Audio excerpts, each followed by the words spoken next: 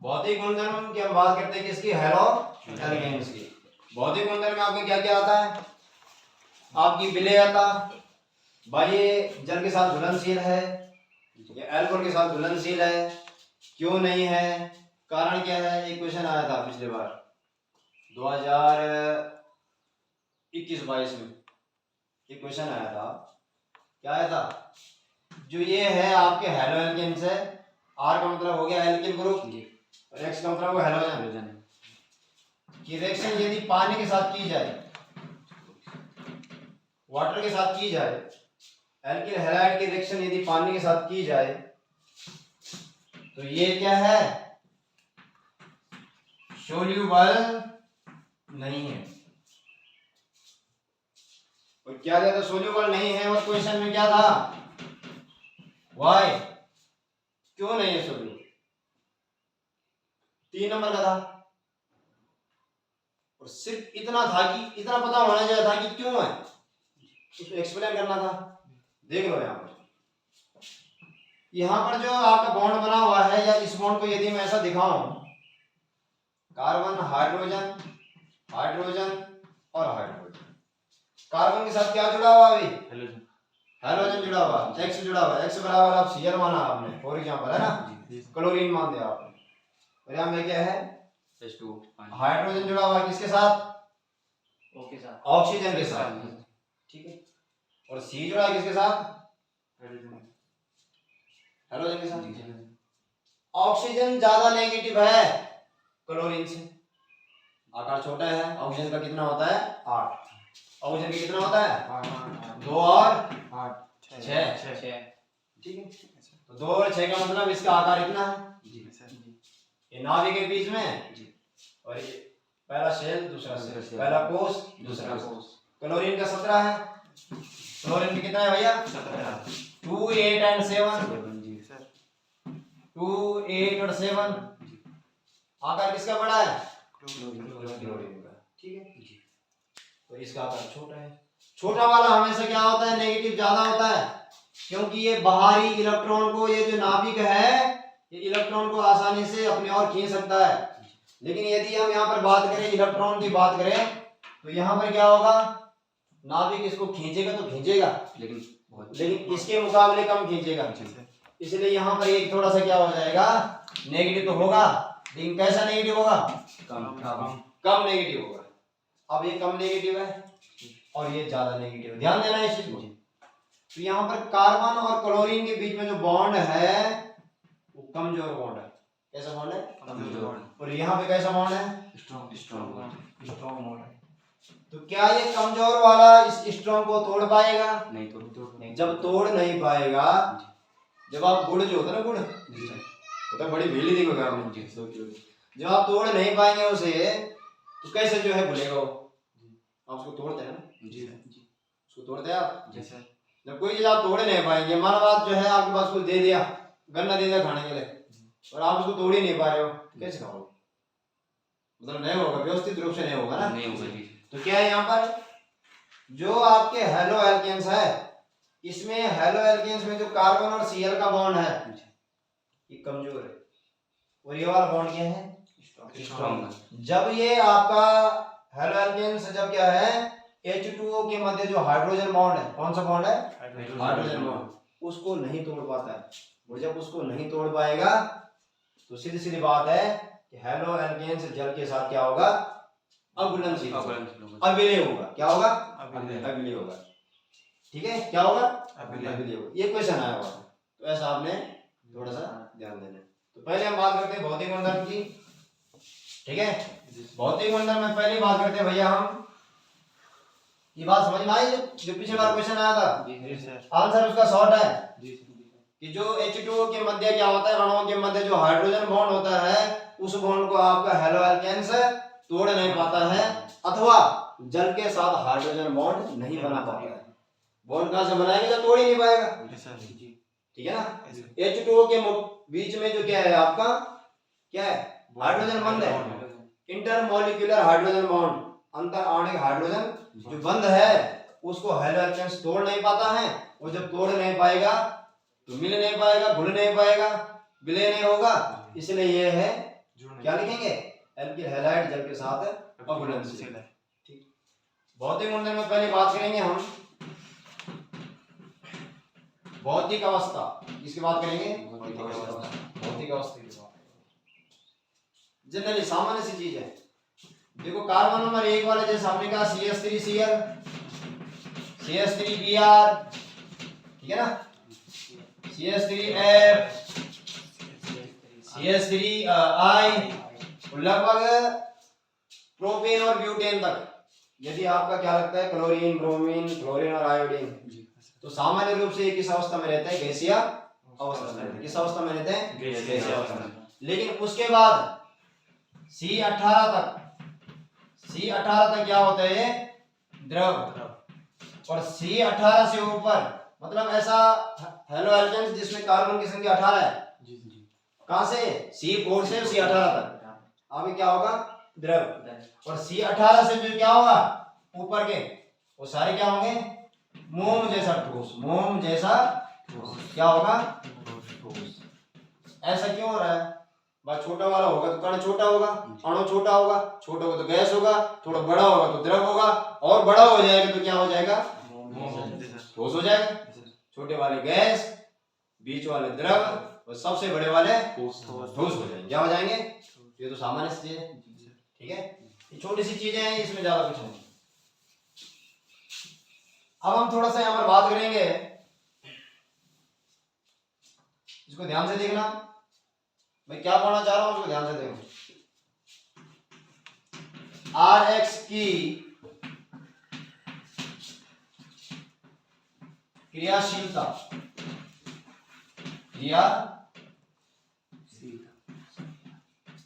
क्या मतलब है इसका?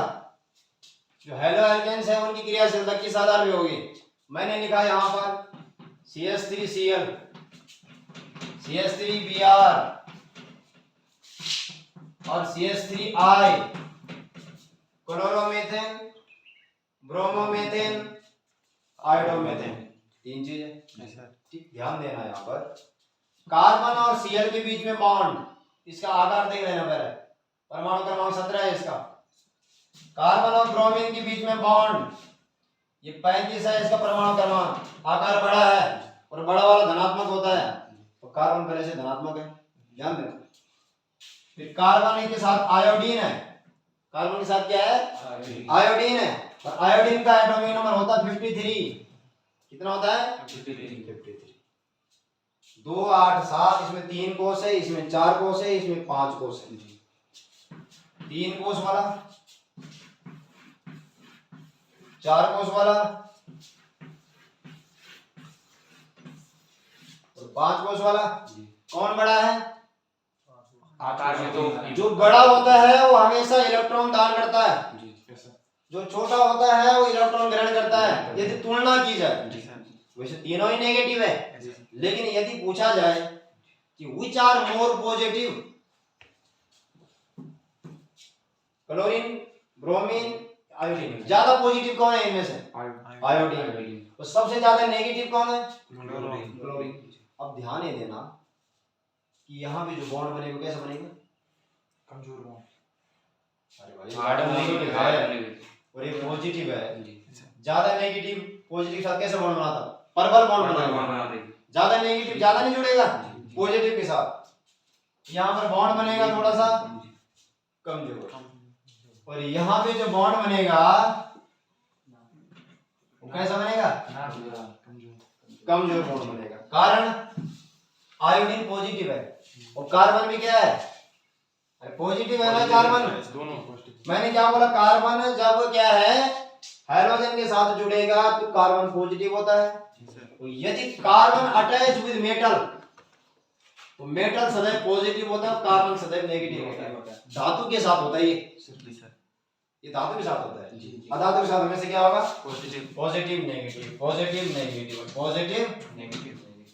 तो ये मोर नेगेटिव है, ज्यादा बॉन्ड बनेगा प्रबल। ये थोड़ा सा क्या बनेगा? कमजोर। और ये मुकाबले इन दोनों के बहुत कमजोर। अब क्रियाशील किसे कहते हैं? सबसे ज्यादा जो खड़ा है या जो चल रहा है? बताओ। मतलब ये स्ट्रॉन्ग है, जी नेचर का ये जल्दी टूटेगा। हाँ ये देखो स्ट्रॉन्ग है, ये जल्दी टूटेगा या सी और आई जल्दी टूटेगा बताओ। तो सबसे ज्यादा क्रियाशील कौन होगा? वही वो जिस आयोडीन वाला। आयोडीन वाला। तो क्या बोलेंगे आप, यहीं से ऊपर ही लिखेंगे यदि हम, तो क्रियाशीलता का कर्म क्या है? हमेशा हमेशा एल्किल हैलाइड में क्लोरीन से आयोडीन तक जाने पर क्रियाशीलता क्या होती है? बढ़ती है। इसकी क्रियाशीलता कम, प्रबल बॉन्ड है दोनों के बीच में, यहाँ पर थोड़ा दुर्बल है या बहुत ज्यादा दुर्बल है। तो जो दुर्बल होगा वो जल्दी टूटेगा, और जो जल्दी टूटेगा वो क्या होगा? सबसे ज्यादा क्रियाशील होगा। सबसे ज्यादा क्या होगा? क्रियाशील होगा। भाई हमने कहा दीवार टूट रही है तो क्रियाशील है, और जब स्टेबल है तो कोई नहीं बोलेगा टूट रहा है। जब टूटेगी तभी तो क्रिया होगी, है ना? तो सबसे ज्यादा क्रियाशील कौन है? आयोडीन। तो लिख दो इसमें RX की क्रियाशीलता का क्रम लिख दो।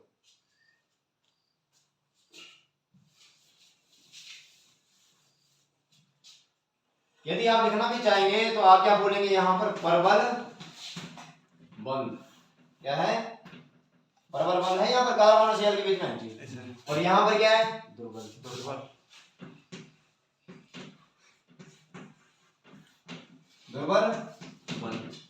यानी दुर्बल बंध मतलब टूटेगा तो क्रियाशील ज्यादा है। जब बॉन्ड टूटेगा तभी यौगिक बनेगा आगे, और जब बॉन्ड टूटेगा नहीं तो यौगिक कैसे बनेगा? अभी आपने क्या क्या पढ़ा था? इसके बाद पढ़ाऊंगा आपको विलयता वाला। जब बॉन्ड फ्लोरीन यहाँ तो क्यों नहीं आएगा? फ्लोरीन वो सबसे ज्यादा स्ट्रॉन्ग है है ना? वो सबसे ज्यादा क्या है? स्ट्रॉन्ग। Very good. देखो ऐसा क्वेश्चन है, ठीक है ना? तो बात समझ में आई? फ्लोरीन से कहां तक जाने पर? आयोडीन तक जाने पर। किसमें? एल्किल हैलाइड में फ्लोरीन से आयोडीन तक जाने पर हमेशा क्रियाशीलता बढ़ती है।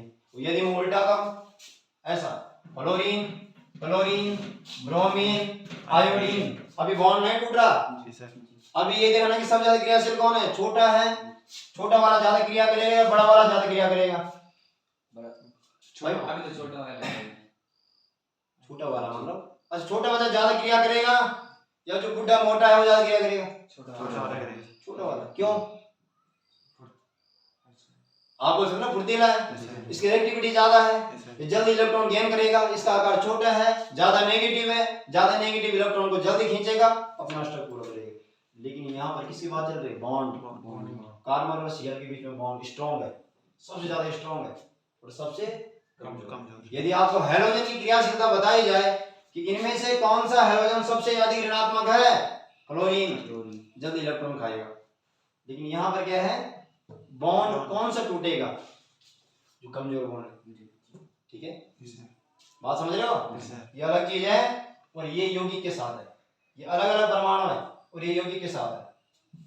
आवर्त सारणी में सबसे ज्यादा ऋणात्मक आपका फ्लोरीन है। सबसे ज्यादा ऋणात्मक कौन सा है? फ्लोरीन। ये बात समझ में आई?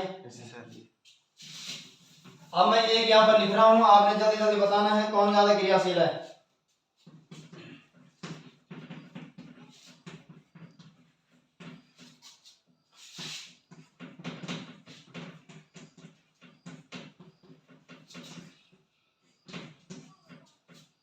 एक है ए और दूसरा है बी, इनमें से ज्यादा क्रियाशील कौन है? जल्दी बताओ। बी वाला है। क्यों है? क्योंकि कार्बन और आई वाला बॉन्ड है वो कमजोर है, कमजोर वाला बॉन्ड जल्दी टूटेगा, जल्दी टूटेगा तो क्या होगा? क्या होगा? क्रियाशील है। जब टूटेगी तभी तो क्रिया हो रही है।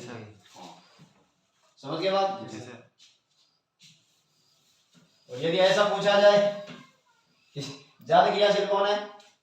अब क्लोरीन है, तो छोटा होगा ज्यादा क्रियाशील है। जब यौगिक में है तब बात अलग है, तब बॉन्ड की बात आ जाती है। तब किसकी बात आती है? बॉन्ड की।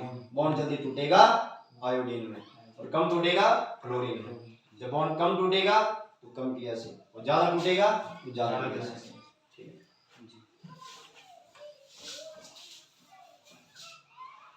यदि मैं बात करूं गलनांक और क्वथनांक, ध्यान देना।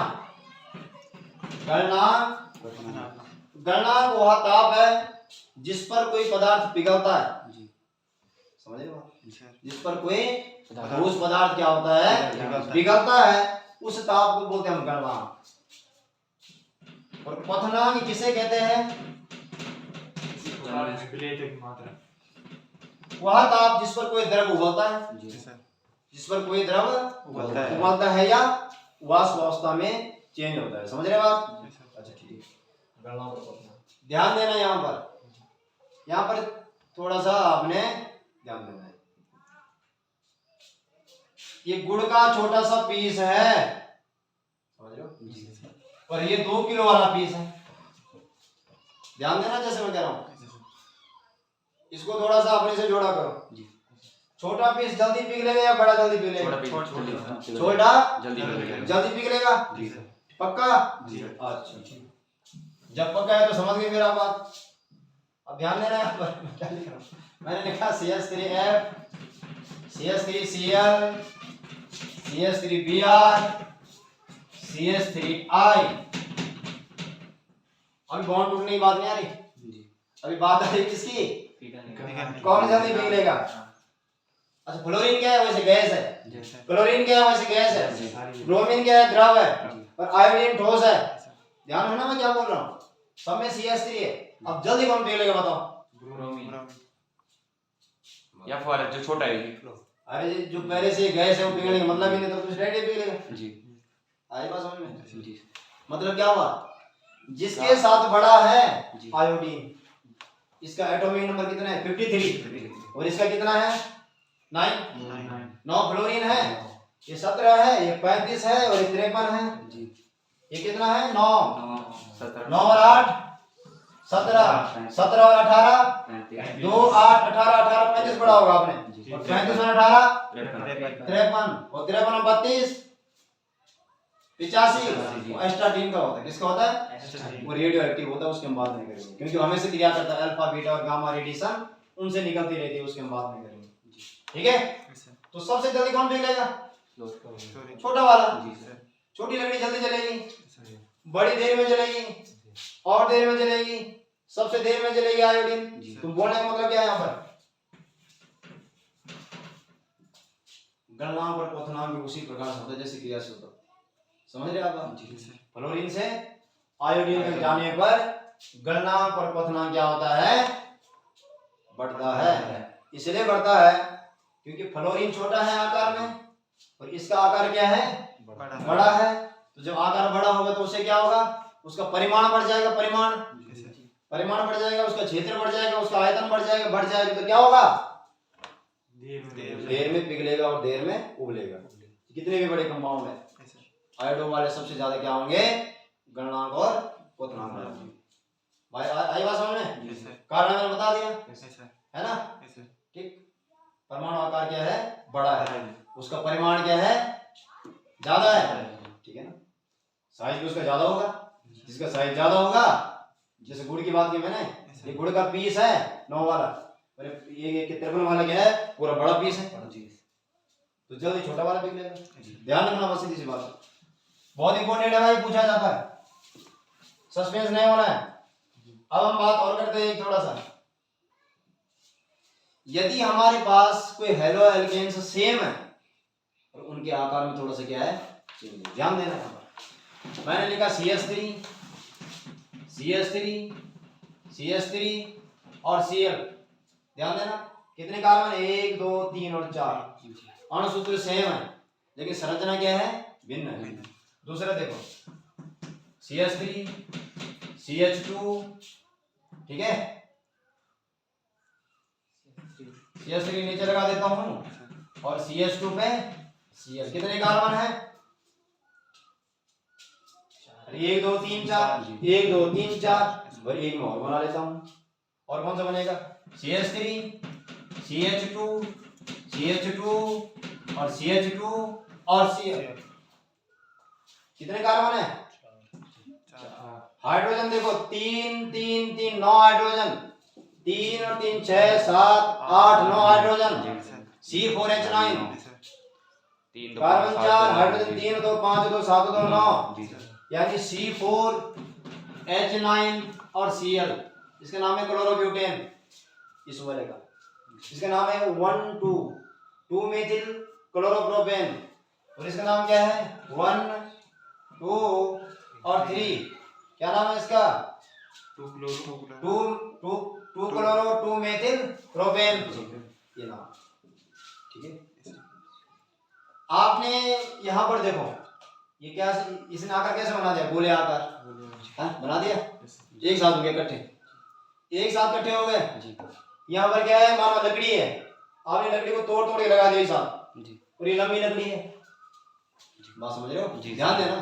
यहाँ पर लकड़ी एक साथ किया आपने, आग जल रही नीचे से, यहाँ से आग जल रही नीचे से, यहाँ से आग जल रही नीचे से, कौन जल्दी पिघलेगा, दो एक साथ लगा देंगे। मतलब क्या हुआ 3 डिग्री, ये कौन सा डिग्री है 3 डिग्री, 3 डिग्री, ये कौन सा डिग्री है 2 डिग्री, 2 डिग्री, कौन सा डिग्री है 1 डिग्री, 1 डिग्री। सीधी सी बात है, जिस कार्बन से हैलोजन उस कार्बन से 1, 2 और 3 कार्बन, जिस कार्बन पर हैलोजन उस कार्बन से क्या है, अगर मैं यहाँ पे ऐसा करूँ, इसे क्या करूँ, इसे CH3, जिस कार्बन पर हैलोजन उस कार्बन से क्या है, यदि यहाँ भी होगा, यदि यहाँ भी होगा तो श्रृंखला कितनी है उसमें, सीधी के साथ एक और श्रृंखला है जी, यहाँ सीधी के साथ क्या है 2 श्रृंखला है जी।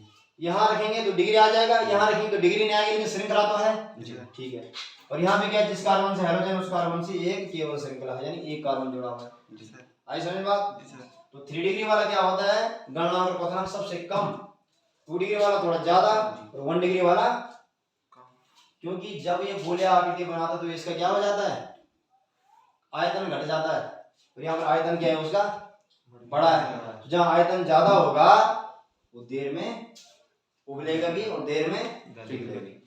घर में मान के चलो आपने जो है एक लंबी लकड़ी लाई इतनी मोटी, उसे लगाई चूल्हे में, देर तक जलेगी। आपने फाड़ के लगाई 4 लकड़ी, उसकी 4 बना दी तो ये जल्दी जलेगी। तो क्या मतलब है, अरे ये मतलब है क्या बोलेंगे आप ये बोलेंगे यदि अणुसूत्र समान है, यदि अणुसूत्र क्या है समान है, परंतु यदि सीधी श्रृंखला के साथ अन्य श्रृंखलाएं लग गई, यदि एक श्रृंखला लगी तो क्या होगा, क्वथनांक और गणनांक घटेगा। वो 2 लग गई तो और ज्यादा घटेगा, और ज्यादा घटेगा। क्यों घटेगा, क्योंकि परिमाण घट गया, आयतन घट गया, क्षेत्रफल घट गया। तो जब क्षेत्रफल घटेगा तो जल्दी क्या होगा, जल्दी क्या होगा, गणनांक और क्वथनांक उससे क्या हो जाएगा, यानी ये जल्दी जाए आपको जलेगा, जल्दी पिघलेगा। ठीक है, तो इसको नोट डाउन करो, इसे जनरली कर सकते हो आप। ठीक है, लिख दिया, लिख देना, डायरेक्ट लिख सकते हो आप, 3 डिग्री 2 डिग्री 1 डिग्री लिखो, या फिर आप क्या बोल सकते हो, सीधी श्रृंखला वाला क्या होगा, ये नॉर्मल है, नॉर्मल मैंने सीधी श्रृंखला। ये कौन सा है, आइसो, आइसो में एक श्रृंखला है। और ये कौन सा है, नियो में क्या होती है, 2 श्रृंखला होती है। ठीक है, तो सबसे ज्यादा कौन होगा, गणनांक और क्वथनांक वाला, सीधी श्रृंखला वाला। सीधी श्रृंखला के साथ एक श्रृंखला है तो गणना क्या होगा, क्वथनांक क्या होगा, घटेगा। और यदि सीधी श्रृंखला के साथ 2 श्रृंखला है तो और ज्यादा घटेगा। ठीक है,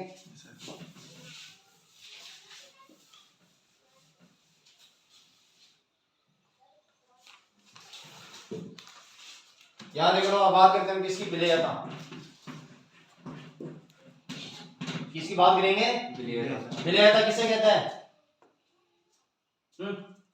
यदि कोई पदार्थ क्या है किसी विलायक में घुल रहा है उसे उसकी विलेयता कहते हैं। जितनी जल्दी वो घुलेगा वो उसकी विलेयता है, समझ रहे हो, घुलनशीलता या विलेयता। कब होगा, जब दोनों बॉन्ड टूटेंगे आपस में, तब होगा। मैंने अभी बताया था कि RH + H2O, ये बॉन्ड कैसा है, स्ट्रॉन्ग बॉन्ड है। और ये कैसा है उसके मुकाबले, वीक बॉन्ड है। तो ये इसके साथ हाइड्रोजन बॉन्ड नहीं बनाएगा, क्यों, क्योंकि ये इस बॉन्ड को तोड़ ही नहीं पाता है। और जब ये आपका एल्किल हैलाइड या हेलो एल्केन, जल के अणुओं के मध्य जो हाइड्रोजन बॉन्ड होता है उसको नहीं तोड़ पाएगा, तो आगे क्या होगा, है अविलेय, क्या हो जाएगा, अविलेय। बात समझे जी। आप इसे शॉर्टकट में क्या ले सकते हैं कि एल्किल हैलाइड जल के साथ जो है अघुलनशील होता है ना, सोल्यूबल नहीं होता है। इसका कारण ये है कि जो आपका क्या होता है, एल्किल हैलाइड होता है, ये क्या करता है, जल के अणुओं के बीच में जो कौन सा बॉन्ड है, हाइड्रोजन बॉन्ड है, उस बॉन्ड को नहीं तोड़ पाता है, जिस कारण से ये जल के साथ अघुलनशील है। तो ये किसके साथ घुलनशील होगा, अल्कोहल के साथ, ईथर के साथ, एसीटोन के साथ। क्यों घुलनशील होगा भाई, कमजोर बॉन्ड है। देखो हाँ वो कमजोर बॉन्ड होते हैं। एक कारण और है, क्या कारण है, ये कार्बन वाला है ना जी सर। मतलब CH3Cl है। जी। तो जो कार्बन वाले होते हैं वो कार्बनिक विलय के साथ घुलनशील होते हैं, बात समझना इस चीज को, है ना। और जो क्या होते हैं अकार्बनिक होते हैं वो अकार्बनिक के साथ ज्यादा घुलते हैं। अरे समझे बात। तो ये कार्बनिक विलय किसके साथ घुलनशील है, ये अल्कोहल के साथ घुलनशील है। और क्या बोला मैंने, ईथर और कीटोन है ना, एसीटोन, इनके साथ घुलनशील है, कार्बनिक विलय के साथ घुलनशील है, but does not with water, water के साथ घुलनशील नहीं, ठीक है ना।